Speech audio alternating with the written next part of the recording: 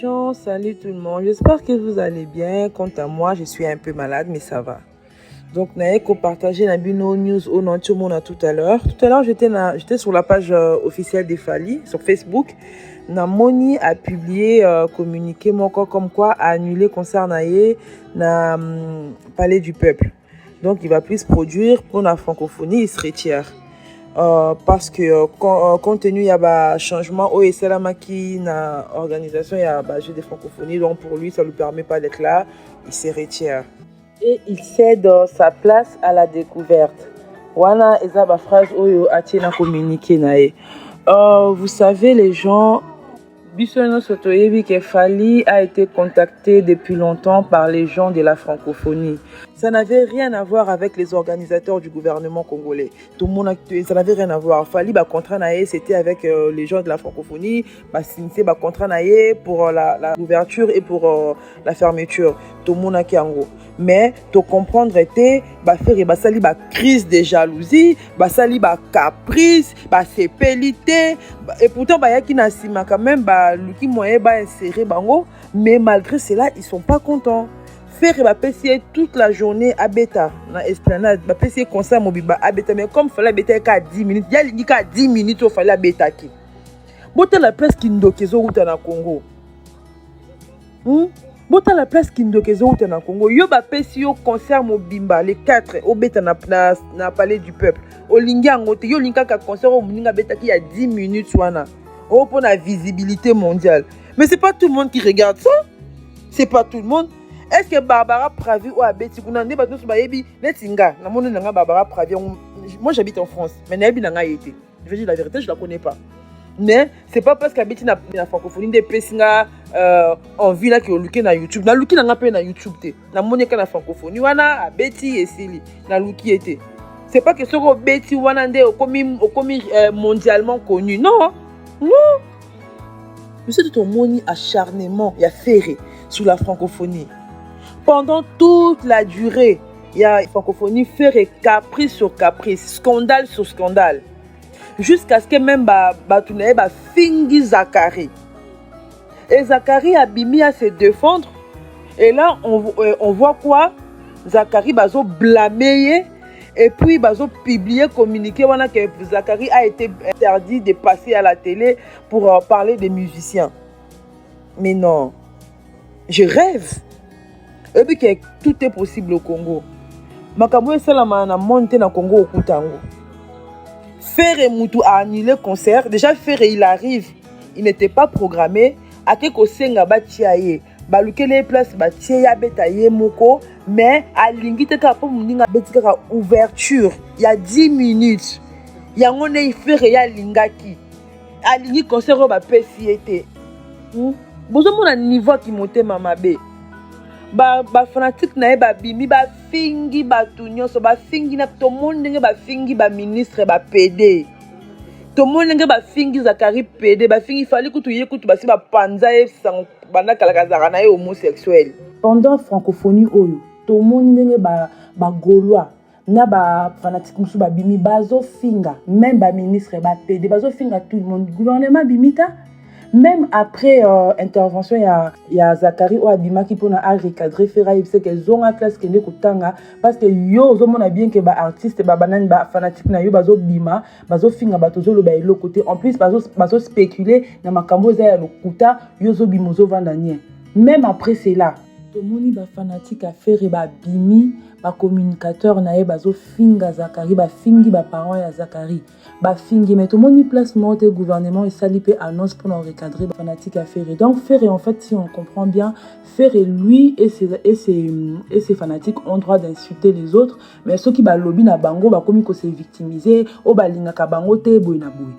Kaka na même ouverture Bill Clinton pas betaki mais apparemment ça dérange pas. Kaka prestation il a fallu mutu ezo déranger. Comme il fallait ça là qui ouverture, il faut faire et ça la ouverture. Et pourtant faire n'était même pas dans le programme. En tout cas, eza mawa et puis eza passé. Comme on a makambo boye na communauté na biso. Gouvernement na biso tout oyebi ke ba apprécier na bango falité.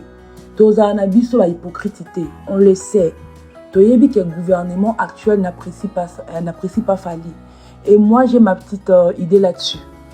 Pour moi, comme Fally, Aza pire petit à Martin Fayoulou, ça dérange le gouvernement. Mais quand même gouvernement wana, ils ont marché avec ces mêmes Martin Fayoulou à un moment donné. Tant que Mazaki n'a pas opposition à Bango, ces mêmes gouvernements wana, ils ont milité avec Martin Fayoulou. Si ceux qui Bango ba bebani pour na divergence politique na Bango, il a fallu ni na kazi. Fally a toujours dit que y a ça apolitique. Même dans l'ancien régime, Fally a bano côté mankamba politique te. Na régime oyopé afanda na kwa na ye akota ngota talanka na musika. Mais malgré cela, bozaka na fixation kaka sur Fally. Ba musicien o lelo bino boza na Bango. O bokomi ko protéger ba JB. Ba JB ont soutenu l'ancien régime. Les JB ont marché avec l'ancien régime. Mais tout le monde y place et déranger binotin. Ba ennemi na bino ya pouvoir. O ba koma ba ami na bino lelo. Bondima bango. Hein? Lelo Kabila fandi kuna au calme, il est là en train de se dorer la pilule. Moi que nous déranger étant. Pourtant biso to yebi ndenge Kabila a malmena UDPS. Mais lelo Kabila vanda calme. Donc tout le monde a dérangé à Kabila. C'est quoi le problème n'a fallait un gouvernement na biso. Et ça qui est côté. Tout le monde a IDPS n'a finga Fally chaque tout le temps tout le monde a tout le monde a acharnement il y a IDPS sur Fally. Est-ce que Fally déjà à sa bima finga UDPS? Tant que Fally a été concerné à stade des martyrs, tout le monde a dit que IDPS va se mobiliser.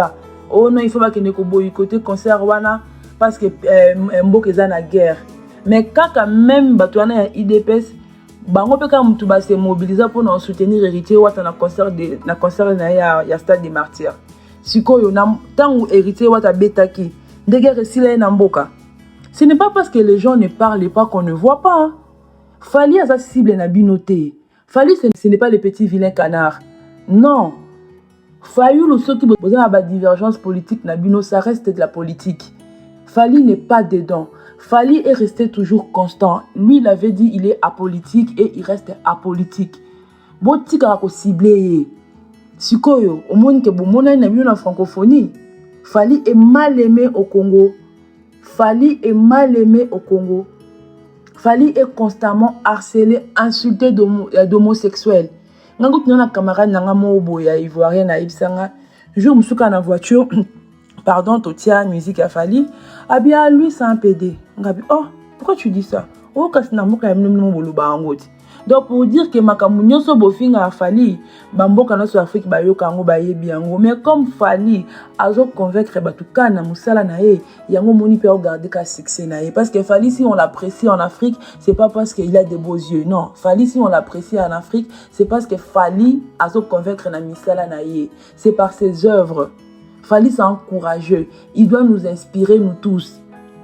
Tout le monde a Fally, il a menacé les musiciens. Une grande partie des musiciens congolais de Bazala na Fally. Bazala gentil na Fally. Surtout les clans Wenge. Tout le monde a acharnement à clan Wenge. Nous avons tout côté la vidéo direct moro boye na chaîne nanga. Il y a Prince d'Angola. Nous avons traité Fally na ba fanatique na EDPD. Bazo bossa na ke na ba fanatique na bango, il y a aussi des homosexuels. Tout le monde a tout le monde a la place monter ba osala ba communiquer awake pour na ba interpeller ba fanatique ya ba musicien, tout le monde a ngoté. Même na francophonie oyo, tout le monde ba débordement ya ba fanatique a faire render ba sali. Tout le monde musique qui dit ndenga fingi même ba organisateur à francophonie. Tout le monde place monter gouvernement bimi pour les recadrer, tout le monde était. Tout le monde est fanatique, tout le monde est communicateur à faire une finga dans l'organisation et la francophonie. Mais tout le monde est place gouvernement et bimité et ça fait requer, il y a ça va se calmer. Tout le monde est va toucher ferré comme par magie. Là, on voit un gouvernement qui apparaît, a bandu qu'on blâmer bateau, a bandu qu'on paie ça va ordre. Mais vieux actes, il y a un mot on va faire que ça qui combien oyo, aux akotika respect na oboye, aux akotika ba manquer au respect pour na faire. Bon, on a combien papa? Au moni réputation monte basomba angote. Ba fanatique à faire et même ko filmer moi na ya Zakari na Belgique au Sengambongo. Golo moko ya filmer au moni moi na Zakari ya liboso. Basali et interview. Pourtant moi na naza handicapé. To moni place gouvernement et bimité pour na interpeller ba to bongo.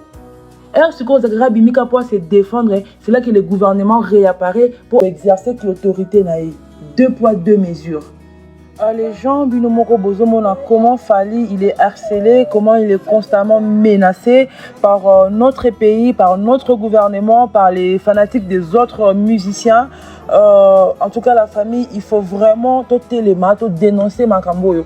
Parce que les Congolais ont le droit de jouer dans le Congo. Et c'est que ceux qui ont comme ils ont sommet à pouvoir, il faut que les artistes de côté. Ceux qui ont les artistes, mais laissez-les au moins faire son travail. Parce que Fally, lui, c'est un musicien, il vit que par son travail. Neti Lelo par exemple, Nalandi chroniqueur Moko s'occupe influenceur Azo Lobake. Oh Fally maintenant il est au rouge, fer est au vert, pardon. Il faut faire acha accélérateur pour que donc faire nengazawana depuis banda carrière nae. A éviter qu'il faut acha accélérateur pour kende. Après de 50 ans, c'est maintenant qu'il va mettre l'accélérateur pour partir. Donc, pour Nabino, pour faire à exister, il faut Fally à s'effacer. Pour faire à la carrière à succès, il faut Fally à se mettre au rouge. Bozamite Mamabe, vous êtes injuste. Le Congo est grand. Tout le monde a même dans Nigeria Awa. Ils ont plusieurs stars. Mais ça ne dérange pas les autres. Car à Bino de Congo, pour Bino Fally, nous bloqué par artiste émerger. Pour faire à émerger, pour faire à succès, il faut Fally à exister. Vous êtes injuste. Ce n'est pas gentil de votre part. Ceux qui bolingi Fally, te botika Fally à sala musala na ye. Bolobela yete. Bolobela ba artiste obino bolingaka.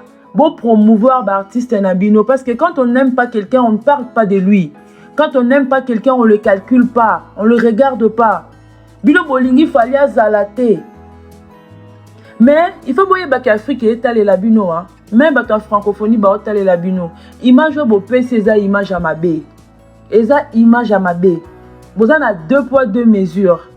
Bon, bandi quoi harceler moutou depuis début à bager de francophonie, ti moutou a craqué pour les amours thème, ti moutou a tiki. Ce qu'on le voit Fally à Kei, à tiki bino francophonie. Bon, beaucoup ma scoba star, beaucoup ma méga star. Visibilité internationale au Bozo Luka. Bon, retrouver en la francophonie. Eza mawa. Faire, il faut s'ander mon salaire, il faut travailler. Qu'il arrête de regarder Fally. Fally, il fait son truc, il regarde pas. Fally, il se bat tout seul. Fally, il est seul contre tous. Pardon. Fally, surtout clan Wenge, est menacaka Fally comme pas possible. Pourtant, Fally, c'est pas un musicien du clan Wenge. Ba menacaka Fally. Si tu as vu que guerre est entre Bango na Bango bana Wenge. Mais tu as vu pour Bango tout pour nous combattre Fally, bah se mettre ensemble. Na Kofi P, qui est censé être le père spirituel de Fally. On voit comment Kofi combat Fally comme pas possible, avec acharnement. Azo même journaliste à Moussoussou, car on a pas finga à Fally. Et ça qu'on a manqué longtemps à Kombo na été. A Kenda qui dit soi-disant à Ovo Arena pour qu'on vérifie ce qu'il fallait à Obeta concert à Ovo Arena.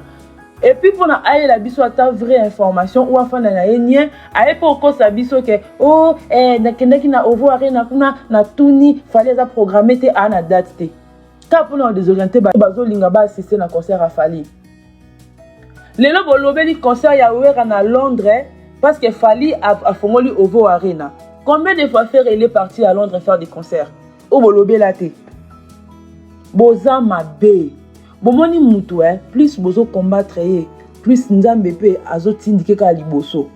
Plus bozo combattre Fally, plus Fally pe azoyaka muni nazo mata. Bozo fula nde Fally. Moni Fally après francophonie oyo. Bo fule sou makasi.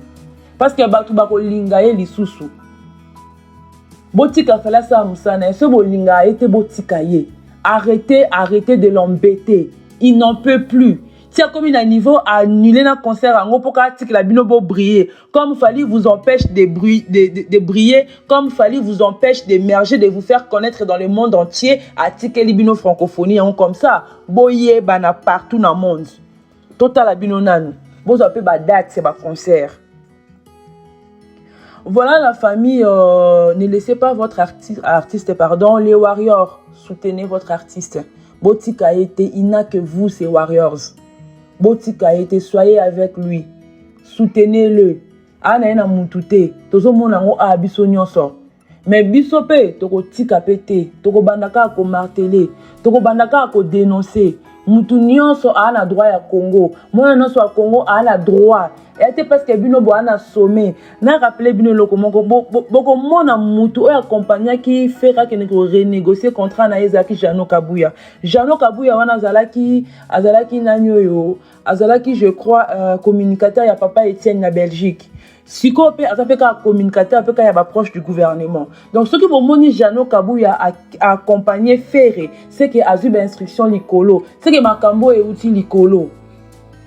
Mais boza ba rancunier, vous mangez avec vos ennemis. Ben bato o ba martyriser ki bino lobby, lelo boza na bango. Mais pour la bolingo tika falite, il vous dérange à quoi? Si vous là-bas au sommet vous êtes des wengeman, bossa attend moi semblant. Parce qu'un gouvernement, il est là pour rassembler. Un gouvernement n'a pas de préférence. Surtout que Fali Azana Ewana dérange à Kate, il sait qu'il est mal aimé. Makambu Mingi, au moment où on a rabattu un gouvernement, il y a Fali. Et ça va invité à Fali. Fali, il se retrouve là parce que, soit parce que l'organisme est invité à prester, soit parce que Moutoua Sali si fait, on a invité à Fali. Mais bango le gouvernement, Maramtou Basalaka, Babin Sana Bango Falite. Pour Balinga Falite. Maintenant, on doit le dire haut et fort. Que ça vous plaise ou pas, on doit le dire parce que c'est la vérité. Vous changez de. Vous avez pour tous les Congolais. Vous avez quitté le pouvoir pour nous battre misusu. Vous comme ça, vous n'êtes pas zoba, battu misusu, vous bango matza bango. Bon, moi c'est que ma ramène sur bosse à la faire. Ok, n'est pas comme musikate. Parce que la carrière à faire est Fali n'est pour rien. C'est pas Fali qui empêche faire des propulser, non. Faire yé mo vous la musique na yé nandenge azo convaincre batu des carrières na eza bongo. Ça n'a rien à voir avec Fali. Bon, en tout cas les Warriors, soutenez votre artiste, ne le laissez pas, il est seul en ce moment, il a besoin de vous, il a besoin de votre soutien. Pour nous occasion kulandanga, pour nous suggestion, proposition, remarque, botikango na commentaire, pour nous s'abonner, liker et puis partager. Quant à moi, je vous retrouve très prochainement. Bye bye.